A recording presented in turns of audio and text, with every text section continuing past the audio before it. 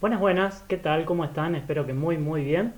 En este video vamos a estar viendo el inicio, lo más básico de lo más básico para aprender un poquito sobre la teoría de la contabilidad. Vamos directamente a lo que estuve preparando, ¿sí? Una bibliografía, ¿sí? Eh, Decimos que la contabilidad, ¿sí? Es una disciplina que se encarga de estudiar, medir, analizar el patrimonio de determinada sociedad, ¿sí? Y su situación económica y financiera, ¿sí? Cuando hablamos de situación económica, nos referimos a cuánto gana la empresa, ¿sí? O cuánto pierde, ¿sí? Cuando hablamos de la parte económica nos referimos a cómo bien le está yendo en el sentido de ganar o perder dinero a medida que pasa el tiempo. Pero cuando hablamos de la situación financiera, nos referimos a la parte de a ver cuánta disponibilidad de fondos tiene una empresa o no, ¿sí?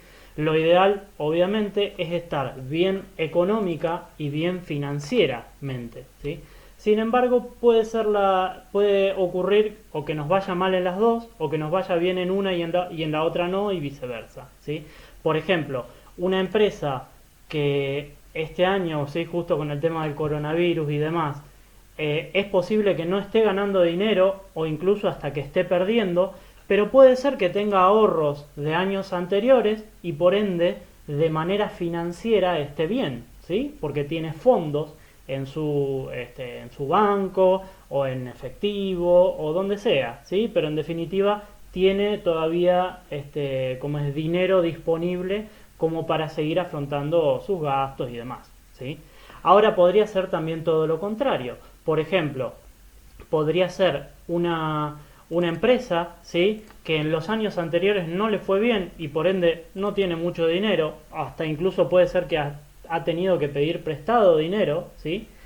Pero que el nuevo emprendimiento que está llevando a cabo le reporte ganancias, o sea que estaría bien económicamente, pero mal financieramente, ¿sí? Entonces la contabilidad básicamente es esta disciplina que nos da la información, ¿sí? Para poder tomar decisiones al respecto, ¿sí? Decisiones que pueden ser basados en esto que yo contaba de económico o financiero, ¿sí? Y además, la contabilidad muchas veces está preparada para los usuarios internos de nuestra empresa, de nuestra organización, ¿sí? Por ejemplo, cuando el dueño o la dueña, ¿sí? O los dueños o dueñas quieren tomar cierta decisión de, por ejemplo, a ver si invertimos en nuestra nueva fábrica o sucursal de la ciudad al lado o lo que sea, ¿sí? Y también puede ser que esta contabilidad esté realizada para ser mostrada a terceros, ¿sí? A personas que no son parte de la organización, ¿sí? Algo típico, por ejemplo, es que uno tenga que hacer estos libros contables que ahora vamos a hablar para, por ejemplo, un banco, porque nosotros necesitamos sacar un préstamo y el banco nos dice, bueno, mostranos tus libros contables. Entonces nosotros los preparamos para ser mostrados a alguien que no es parte de nuestra empresa, ¿sí? También algo muy normal es tener que elaborar nuestros libros contables para mostrárselos al Estado, ¿sí? El Estado es quien nos controla en este caso, así que es algo muy normal. Y por último, también es importante tener bien la contabilidad porque muchas veces es la base para después saber cuántos tributos pagar, ¿sí? Cuánto pagar de IVA, cuánto pagar del impuesto a las ganancias, etcétera, etcétera. Bien, decimos que la contabilidad, ¿sí? A nivel contable, ¿sí? La vida de una empresa se divide en ciertos periodos de tiempo que son llamados ejercicios económicos, ¿sí? Y los ejercicios económicos, al menos en Argentina, por lo general, tienen un año de duración, ¿sí? Un año de duración. Es posible que el primer ejercicio económico o de repente sucedió algo muy especial y entonces no dure un año, ¿sí? Pero lo normal es que siempre busquemos la manera de que nos dure un año, ¿sí? Sin embargo, en Argentina la ley indica que no es necesario que el ejercicio económico coincida con el año calendario. El año calendario es aquel que arranca el 1 de enero de cada año y termina el 31 de diciembre de cada año, ¿sí?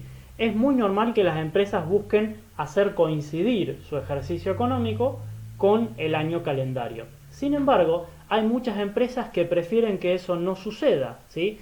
En especial las empresas que justo en lo que es el final del año y el inicio del año siguiente tienen mucho trabajo, ¿sí? Por ejemplo, las heladerías. Las heladerías en esa época están empezando su temporada alta. Entonces, no les conviene tener mucho trabajo administrativo para hacer la contabilidad justo en ese momento. Entonces, por ejemplo, lo que hacen es que el ejercicio económico termine el 30 de junio y arranque el nuevo el 1 de julio. ¿Sí? Es una opción que pueden tener. De hecho, nuestra escuela, que es una cooperativa de trabajo, fíjense que en diciembre tenemos muchísimo trabajo porque estamos cerrando notas, estamos tomando exámenes, etcétera. Entonces decidimos desfasarlo un mes. O sea, nosotros lo arrancamos el 1 de febrero y lo terminamos el 31 de enero del año siguiente. ¿Sí? Ese es nuestro ejercicio económico. Y así hay muchos, muchos ejemplos. Ahora bien, ¿cómo es esta contabilidad? ¿Cómo se basa? ¿Cuáles son los elementos de la contabilidad? Decimos que la contabilidad está conformada por una serie de libros, ¿sí? Libros contables que tienen registros, obviamente contables también, valga la redundancia, ¿no? Estos libros contables se llaman libros porque en la antigüedad, o sea, antes, ¿sí? Antes no hace demasiado, ¿sí? Las empresas tenían justamente esta serie de papeles, estaban encuadernados en un libro justamente, ¿sí? Y se hacían a mano, se hacían por escrito, ¿sí? Con una lapicera, ¿sí? Hoy en día ya no, o mejor dicho, la ley ha avanzado y ya nos permite hacerlo de otra manera, ¿sí? De una manera digital. Sin embargo, hay muchas empresas que lo siguen haciendo y obviamente es legal por ahora, ¿sí? Estos libros, le seguimos diciendo libros contables por esa razón, ¿sí? Estos libros contables, ¿sí? Tienen la particularidad que vienen a simplificar, ¿sí? Vienen a hacer mucho más concreto, mucho más pequeño, ¿sí? Toda esta información contable que tenemos de las distintas operaciones que realiza nuestra empresa. Nosotros en meses anteriores hemos estudiado los documentos comerciales, ¿sí? Entonces estudiamos los documentos comerciales de ventas y los documentos comerciales de compras, ¿sí? Recuerdan, por ejemplo, la factura de ventas, la factura de compras, un remito, un recibo, etcétera, ¿sí? Vimos el pagaré, vimos los cheques, vimos las órdenes de compra, vimos muchas, ¿sí? Vimos muchos documentos comerciales diferentes. Ahora bien, imagínense que nosotros queremos saber si nuestra empresa está ganando dinero o está perdiendo dinero o si venimos bien de dinero en efectivo o lo que sea, ¿sí? Si nosotros no tenemos estos libros contables, esa información está, pero es difícil de verla en cierto sentido, ¿sí? Porque no está procesada. Imagínense que nosotros tendríamos una pila llena de facturas de venta, una pila de facturas de compra, una pila de recibos, una pila de cheques, etcétera, ¿sí? Y esta información así, toda amontonada, no nos serviría para nada, sería un desmadre, ¿sí? Un desorden. Para eso vienen a estar los libros contables, ¿sí? Porque vienen a resumir toda esa información, ¿sí? El primero que vamos a estar viendo, ¿sí? El primero es el libro diario, ¿sí?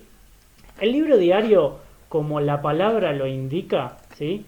Es un libro que se utiliza en el día a día, ¿sí? Estamos todo el tiempo incorporando información en el libro diario y a su vez, de alguna manera, es como el puntapié inicial de los libros contables, ¿sí? La contabilidad sí o sí arranca con los documentos contables que yo ya les comenté antes. Sin embargo, el libro diario viene a ser el primer resumen que de alguna manera uno puede tener, ¿sí? Porque en este libro diario vamos anotando una a una esas operaciones que van sucediendo de compras, de ventas, de pedir un préstamo, de pagar algo que debíamos, de cobrar algo que nos debían, ¿sí? Etcétera. Todo eso lo vamos simplificando en el libro diario, ¿sí? Entonces de repente algo que ocupaba una hoja entera, que era por ejemplo una factura de ventas, de repente pasa a ocupar 3 renglones, ¿sí? Por eso está bueno ya empezar a simplificar, ¿sí? Pero a su vez yo dije que es el puntapié inicial, porque tomando luego el libro diario vamos a poder simplificar aún más. Los libros diarios, cada una de las entradas o registros, ¿sí? O incorporaciones al libro diario se llaman asientos contables, ¿sí? Un libro diario entonces vendría a ser la suma de muchos asientos contables, ¿sí? Eh, estos asientos contables, ¿sí? Vienen a estar compuestos, ¿sí? Si vamos más en profundidad, están compuestos por 2 o más cuentas contables, ¿sí?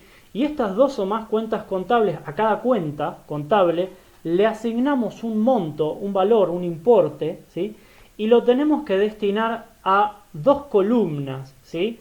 A una de las 2 columnas, que puede ser el debe o puede ser el haber, ¿sí? Yo voy a hacer solamente un pantallazo inicial porque esto lo vamos a ver más en profundidad más adelante, ¿sí? Pero esto que están viendo ustedes es un libro diario, ¿sí? Esto es un libro diario. Me voy a correr de este lado porque evidentemente estorbo ahí, perdón. Esto es un libro diario. Y esto que voy a señalar en este momento, ¿sí? Hasta ahí es un asiento contable, ¿sí? Esto es un asiento contable. En este caso es un asiento muy simple que tiene solamente 2 cuentas contables, ¿sí? Una cuenta contable, perdón, es caja y la otra cuenta contable es Banco Credicop cuenta corriente, ¿sí? Y fíjense que yo puse 5.000 pesos en el debe de la cuenta contable caja y puse 5.000 pesos en el haber de la cuenta contable Banco Credicop cuenta corriente, ¿sí? Luego vamos a profundizar sobre este libro diario para aprenderlo en profundidad, ¿sí? Pero yo quería que ustedes vean, ¿sí?, qué es un libro diario, y de hecho verán aquí que tiene varias hojas, ¿sí? Esta es la primera, la otra es la segunda y así sucesivamente. Bien, volvemos a donde estábamos.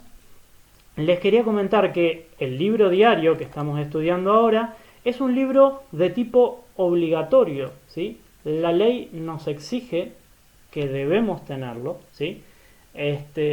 Y a su vez es importante que esté, porque es posible que nos lo pidan en alguna en alguna inspección que nos puedan venir a hacer de parte del Estado, de parte de la AFIP, etcétera, ¿sí? La AFIP es la Administración Federal de Ingresos Públicos, ¿sí? O no, o podría ser otro ente del Estado, que hay muchos que nos controlan, ¿sí? Bien, otro libro que tenemos, que existe en la contabilidad, es el libro mayor, ¿sí? El libro mayor. Este libro, si ustedes quieren, se puede llegar a parecer mucho a las fichas de cuenta corriente de proveedores o a las fichas de cuenta corriente de clientes que nosotros hemos visto, ¿sí? Sin embargo, este es un libro que no es obligatorio. Al no ser obligatorio, cada uno lo hace como quiere, ¿sí? Lo importante es el resultado que surge de aquí. Nosotros lo vamos a aprender con la forma más fácil que existe, que es por medio de un diagrama que es una T, ¿sí? Pero luego lo vamos a aprender, no quiero complicarnos demasiado. Lo importante es que sepamos que el libro mayor, ¿sí?, tiene la particularidad de que viene a resumir la información que hemos tenido en el libro diario, ¿sí?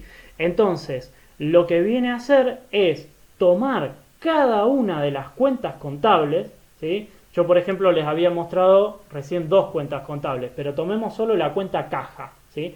Lo que hace este libro mayor para, por ejemplo, la cuenta caja, es anotar todos los importes que están en el debe del libro diario, todos los importes que están en el haber, hace una resta entre lo del debe y lo del haber, y dependiendo de qué lado quedó el valor, ¿sí? O sea, si quedó más del debe que del haber o del haber que el debe, calculamos algo que se llama el saldo, ¿sí? En ese caso, si el debe da mayor al haber, tenemos un saldo deudor. Y si el haber es mayor al debe, tenemos un saldo acreedor. Yo acá quiero hacer un freno, ¿sí?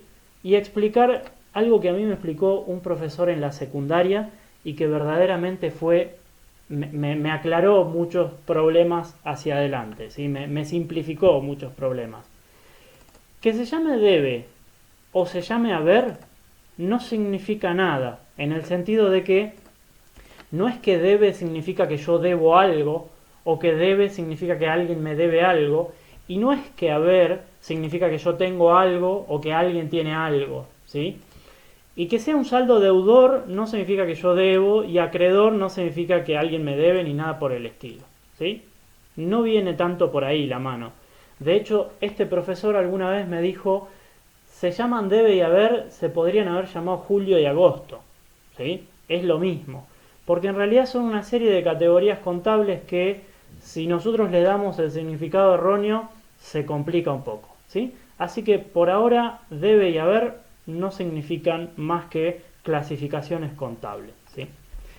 Bien, el siguiente libro, ya lo había explicado que el libro mayor, no es obligatorio. El mayor no es obligatorio. Bien, el que sigue es el balance de sumas y saldos, ¿sí? El balance de sumas y saldos, de nuevo, no es obligatorio. Sin embargo, es un libro que toma toda la información del libro mayor, todos los saldos deudores y saldos acreedores de cada cuenta contable, y nos permite hacer en una sola página, ¿sí?, un listado de los saldos de cada cosa, y por primera vez en todo este proceso podemos calcular el resultado del ejercicio, que sería averiguar si la empresa ganó plata o perdió plata, ¿sí? Nos sirve también para hacer unos ajustes al final del ejercicio económico y demás, pero básicamente es un papel que utilizamos intermedio antes del libro que sigue, que es importantísimo, ¿sí? Y bueno, básicamente eso. ¿Cómo es? Quería aclarar algo. Los libros anteriores, en especial el libro diario, se usan día a día, ¿sí? Sin embargo, el mayor también se puede ir haciendo a medida que se va avanzando. Sin embargo, el balance de sumas y saldos se hace una vez al año, ¿sí? Una vez que terminó el ejercicio económico, nos ponemos a hacer el balance de sumas y saldos, ¿sí? Tendría poco sentido hacerlo en la mitad, a no ser que uno quiera saber tener un panorama antes de que termine, ¿sí?, el ejercicio. Pero en definitiva, lo normal es hacerlo al final del año, ¿sí? O sea, al final del ejercicio económico. Bien, el libro que sigue, ¿sí?, es el libro de inventarios y balances. Este libro de inventarios y balances ha tenido varios nombres. Este que yo les estoy comentando es el nombre legal, de alguna manera, ¿sí? La ley lo llama así. Sin embargo, también de manera vulgar le decimos balance general, ¿sí? A veces le decimos balance, ¿sí? Muchas veces también le decimos estados contables, ¿sí?, que de hecho lo vamos a mirar un poquito dentro de poco tiempo, ¿sí? Pero en definitiva, este es un libro importantísimo, ¿sí? Este libro es obligatorio, ¿sí? La ley nos dice, se tiene que hacer, es importante hacerlo, ¿sí? ¿Cómo es? Y es un libro grande, ¿sí? Es un libro grande porque está formado por cuatro partes que llamamos, en realidad son 5, ¿sí? 4 partes que llamamos estados contables, ¿sí?, que ahora los voy a mencionar, ¿sí? Y digo que son 5 porque en general, una vez que terminamos de exponer esos 4 estados contables, vienen las observaciones, las memorias, un montón de cosas que hace que todo esto sea en general largo. Bueno, en realidad son observaciones, la memoria viene de otro caso. Pero muchas veces, ¿sí? En los estados contables de una empresa, en el libro de inventarios y balances de una empresa, es normal que las primeras 6 8 hojas tengan estos estados contables y después las siguientes 60 hojas sean observaciones, ¿sí? Un libro de inventarios y balances lo hace en realidad un contador o una contadora pública nacional, ¿sí? O sea, eh, hay que estar matriculado, hay que haber estudiado esta carrera universitaria, ¿sí? Hay que estar matriculado en un consejo profesional de ciencias económicas de cada provincia, ¿sí? Y tener la matrícula, o sea, un permiso para poder firmar este libro de inventarios y balances, ¿sí? Es un trabajo arduo que depende de todo el trabajo anterior, ¿sí? Obviamente, pero en definitiva no es algo simple, ¿sí? Sin embargo, nosotros lo aprendemos no porque queremos hacer el trabajo del contador, sino porque queremos entender, a ver cómo está hecho, ¿sí? Y más que nada poder interpretarlo. Si algún día yo quiero invertir en una empresa, me sobra plata y digo, bueno, quiero invertirlo en tal empresa, probablemente le pida el libro de inventarios y balances, ¿sí? Y ahí quiero saber, a ver si le va bien a esa empresa, le va mal, etcétera, ¿sí? Eh, bueno, esos 4 estados contables que yo mencionaba son el estado de resultados, que básicamente nos dice si en ese ejercicio económico la empresa ganó plata o perdió plata, ¿sí? Ese cálculo si ganó o perdió plata se hace contando el total de las ventas realizadas y a eso se le resta el costo de las mercaderías que se vendieron, ¿sí? Y un montón de otros costos y gastos que se van restando para calcular a ver cuánto ganó la empresa, ¿sí? Es probablemente uno de los estados más importantes que tiene el libro de inventarios y balances, ¿sí? Después está el estado de situación patrimonial, ¿sí? Este estado de situación patrimonial nos comenta, nos indica cuántos activos, ¿sí? Cuál es el valor, ¿sí? Y a su vez todo bien detallado, de los activos, ¿sí? De los bienes, de los derechos que tiene la empresa, el derecho de cobro, ¿sí? Y demás, ya lo vamos a ver más en profundidad más adelante. Los pasivos, ¿sí? Que vienen a ser básicamente las obligaciones que tiene nuestra empresa, las deudas, ¿sí? Y por último, el capital, ¿sí? El capital de la empresa, o mejor dicho, el patrimonio neto, porque es un poco más que el capital, ¿sí? Que se refiere a cuánto de los activos de la empresa corresponde efectivamente a los dueños, ¿sí? O sea, básicamente el patrimonio neto viene a ser el activo menos el pasivo, ¿sí? Pero lo vamos a ver en profundidad más adelante. Lo importante es que si yo acá, por ejemplo, quiero ver con cuánto dinero terminó la empresa al final del año en efectivo, ¿sí? Yo lo voy a encontrar ahí, ¿sí? O también puedo ver cuál es el valor de los inmuebles, o sea, me refiero a los edificios que son propiedad de nuestra empresa. O cuánto es el valor de los, le llamamos rodados, ¿sí? De los autos que tiene nuestra empresa, ¿sí? Todo eso lo vemos ahí, inclusive también vemos cuántas deudas tenemos.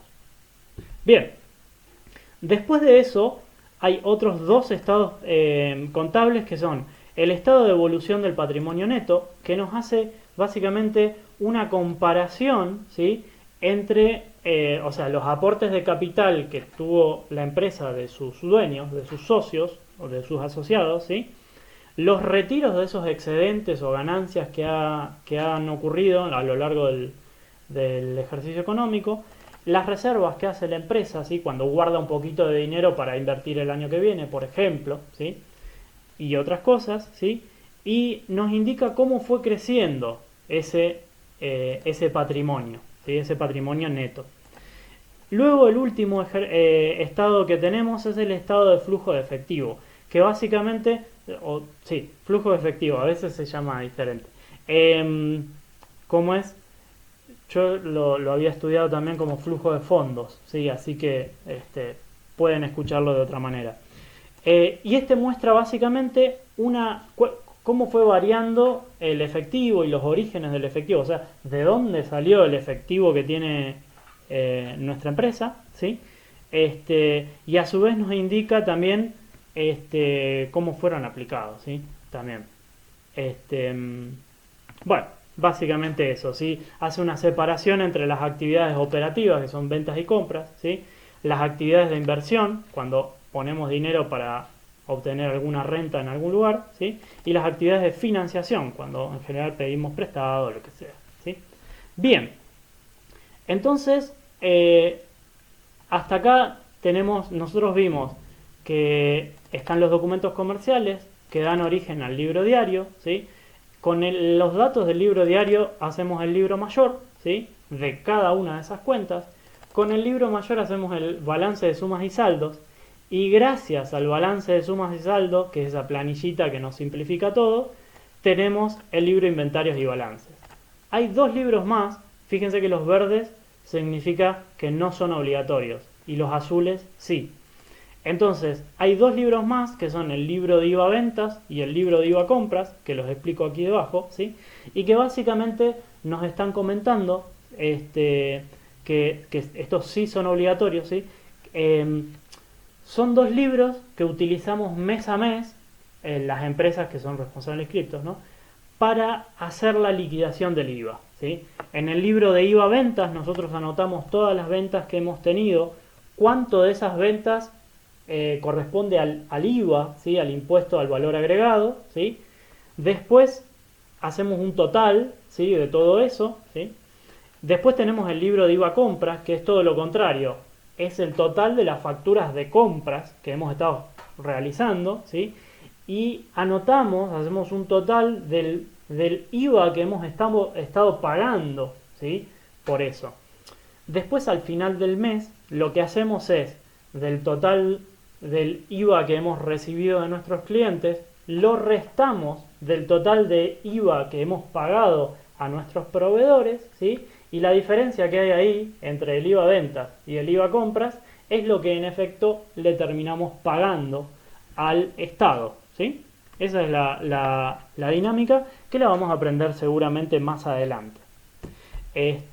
Bien, vamos a cortar por ahora en este lugar, ¿sí?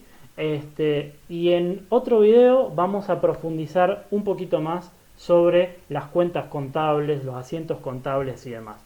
Nos estamos viendo. Chau, chau.